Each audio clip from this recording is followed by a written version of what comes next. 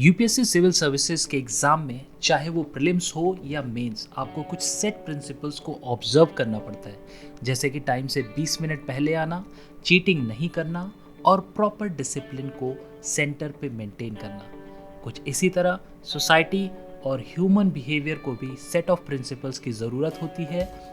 आज हम इसी फंडामेंटल कॉन्सेप्ट यानी कि एथिक्स को डिफाइन करेंगे। Ethics as a word originate हुआ है ग्रीक एथिकोस से, जिसका मतलब होता है कस्टम्स या फिर नॉर्म्स। हम ये कह सकते हैं कि एंशिएंट ग्रीक में जो भी कस्टम्स या नॉर्म्स एक डायरेक्शन, एक एथिकल प्रिंसिपल देते थे, उन्हें एथिक्स कहा जाता था। नाउ अब बारी आती है एथिक्स की एक स्टैंडर्ड डेफिनेशन की, जो कि हम अपने एग्जाम में लिख सकते हैं। जैसे कि आपको पता होगा, सेकेंड एडमिनिस्ट्रेटिव रिफॉर्म्स कमीशन अगस्त 2005 में श्री वीरप्पा मोइली के लीडरशिप में फॉर्म की गई थी। उसने एक ऑफिशियल डेफिनेशन एथिक्स की दी है, that is ethics is a set of principles which helps in guiding the behaviour of humans and society at large.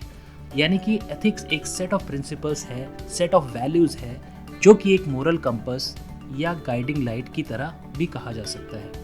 अब हम डिस्कस करते हैं वो फंडामेंटल वैल्यूज या फिर वो फंडामेंटल प्रिंसिपल्स जो एडमिनिस्ट्रेटिव एथिक्स के लिए बहुत इंपॉर्टेंट है, बिकॉज आपको एथिक्स की डेफिनेशन के बाद आपको एक्सप्लेन करना पड़ता है एग्जाम में कि एथिक्स एडमिनिस्ट्रेशन में कैसे हेल्पफुल होती है। तो these principles include the following, that is honesty. एक ऐसा प्रिंसिपल है जिससे आपको स्ट्रॉन्ग मॉरल्स डिस्प्ले होते हैं, यानी कि एक पर्सन जो ऑनेस्ट है वो रिफ्लेक्ट करता है स्ट्रॉन्ग मॉरल्स को, वो अवॉइड करता है चीटिंग को, वो अवॉइड करता है किसी को भी डिसीव करने को। सिमिलरली अगर आप सिविल सर्वेंट बनना चाहते हैं तो कंपैशन एक ऐसा प्रिंसिपल है, एक ऐसी वैल्यू है जो एक्सपेक्टेड है in the form of administrative ethics. So ये सेकेंड वैल्यू हो गई। और तीसरी वैल्यू काफ़ी इंपॉर्टेंट है आजकल, खासकर ई गवर्नेंस के टाइम पे, that is transparency, that is absence of ओपेकनेस। आगे के भी लेक्चर्स में मैं डिस्कस करूंगा आपसे ट्रांसपेरेंसी की ऑफिशियल डेफिनेशन और कुछ एग्जांपल्स। अभी के लिए ट्रांसपेरेंसी को हम समझ सकते हैं अ सी थ्रू एडमिनिस्ट्रेशन, एडमिनिस्ट्रेशन जिसके वर्क्स को जनता आसानी से देख सके, इवैल्यूएट कर सके।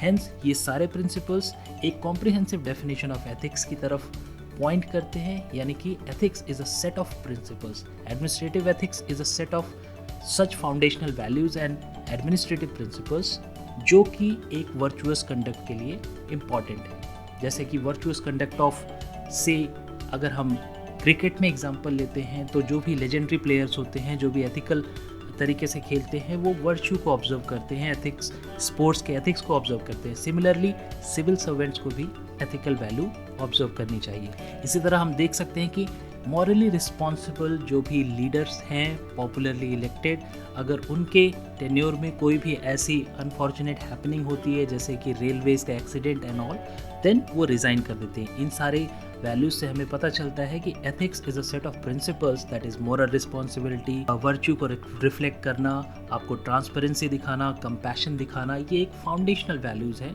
जो कि एथिक्स के प्रिंसिपल्स को काउंट करेंगी। तो ये सारे प्रिंसिपल्स एक कॉम्प्रिहेंसिव डेफिनेशन को फ्रेम करने में आपको हेल्पफुल रहेंगे। और अगर आपसे क्वेश्चन पूछा जाता है what is ethics and define ethics and give examples, तो आप इस वीडियो के इस्तेमाल से वो सारे set of principles which help in guiding the behavior of humans and society को यूज़ करके comprehensive definition बना सकते हैं। For all the definitions you can refer to the playlist। इस तरह के और definitions के लिए आप इस playlist को पूरा देखिए so that you can get benefited in your ethics examination।